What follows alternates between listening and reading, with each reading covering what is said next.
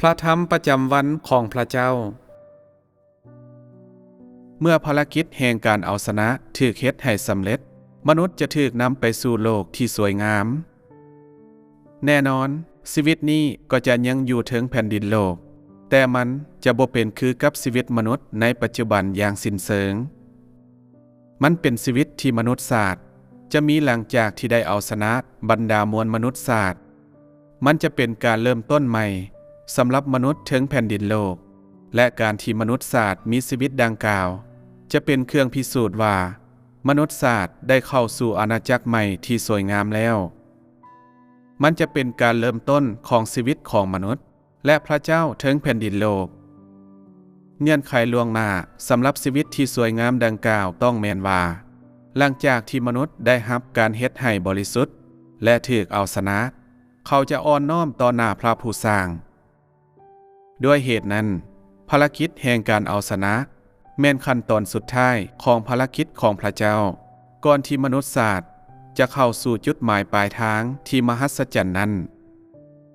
ชีวิตดังกล่าวแม่นชีวิตในอนาคตของมนุษย์ถึงแผ่นดินโลกมันเป็นชีวิตที่สวยงามที่สุดถึงแผ่นดินโลก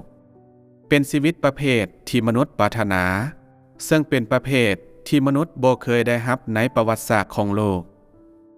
มันเป็นผลได้รับสุดท้ายของ 6,000 ปีของภารกิจแห่งการคุ้มครองมันเป็นสิ่งที่มนุษยศาสตร์ปรารถนาหลายที่สุดและมันยังเป็นคำสัญญาที่พระเจ้ามีให้มนุษย์แต่คำสัญญานี้บ่สามารถบังเกิดขึ้นในทันทีมนุษย์จะเข้าสู่ปลายทางในอนาคตเพียงแต่เมื่อภารกิจแห่งยุคสุดท้ายได้ถูกเฮ็ดให้สำเร็จและเขาถูกเอาชนะอย่างสมบูรณ์นั่นก็คือเมื่อซาตานได้ถูกเฮ็ดให้พ่ายแพ้อย่างสิ้นเชิงมนุษย์จะปราศจากธรรมศาสตร์แห่งความผิดบาปหลังจากที่เขาถูกหล่อหลอมเพราะพระเจ้าจะได้เฮ็ดให้ซาตานพ่ายแพ้ซึ่งหมายความว่าจะบ่มีการบุกรุกโดยกองกำลังหุนแฮงและบ่มีกองกำลังหุนแฮงใดที่สามารถโจมตีเนื้อหนังของมนุษย์ได้ด้วยเหตุนั้นมนุษย์จะเป็นอิสระและบริสุทธิ์นั่นก็คือเขาจะเข้าสู่ความเป็นนิรันดรมีเพียงเมื่อกองกำลังที่หุนแฮงแห่งความมืดถูกจับมัดไว้มนุษย์จึงจะเป็นอิสระในทุกบอนที่เขาไปและดังนั้นเขาก็จะปราศจากความกบฏหรือการต่อต้านซาตานต้องถูกจับมัดไว้และมนุษย์ทุกคนก็จะปลอดภัยสถานการณ์ในปัจจุบันเกิดขึ้นก็ย้อนซาตานยังก่อให้เกิดสิ่งรบกวนในทุกๆบอนทั้งแผ่นดินโลกและย้อนภารกิจแห่งการคุ้มครองของพระเจ้าทั้งหมดยังบ่ได้มาถึงจุดสิ้นสุดเมื่อซาตานถูกเฮ็ดให้พ่ายแพ้มนุษย์จะได้รับอิสระอย่างสมบูรณ์เมื่อมนุษย์ได้รับพระเจ้าแล้วและออกมาจากใต้อำนาจของซาตานเขาจะเห็นดวงตะเว้นแห่งความชอบธรรมชีวิตที่เหมาะสมกับมนุษย์ปกติจะถูกรับอีกครั้งทุกสิ่งที่มนุษย์ปกติควรมีเช่นความสามารถในการแยกแยะความดีจากความชั่วความเข้าใจวิธีการกินและห่อหุ้มตัวเองและความสามารถในการดำรงชีวิตโดยปกติซึ่งสิ่งทั้งหมดนี้จะถูกรับคืนอีกครั้งถึงแม้นว่าเอวาบ่ได้ถูกงูล่อลวงมนุษย์ก็ควรมีชีวิตที่ปกติแบบนี้หลังจากที่เขาถูกสร้างในตอนเริ่มต้นเขาควรได้กินได้ถูกปกคุม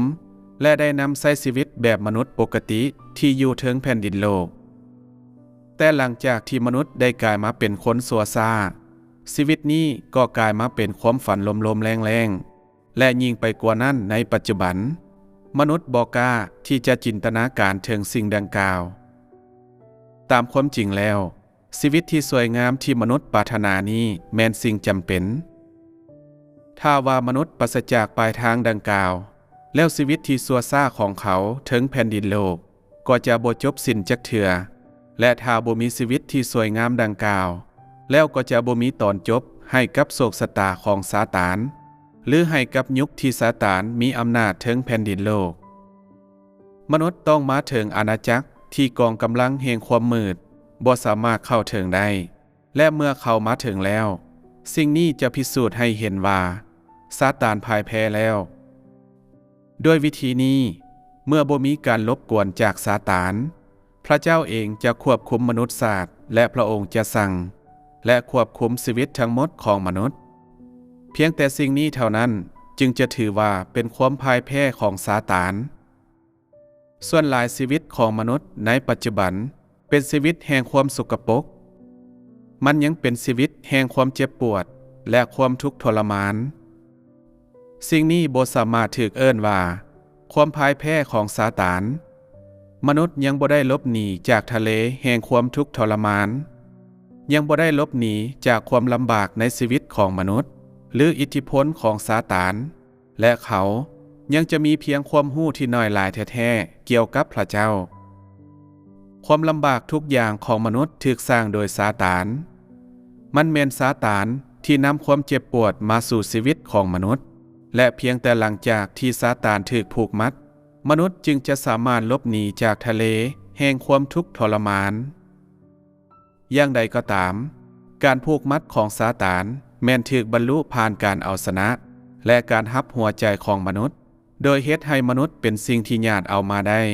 จากสงครามกับซาตาน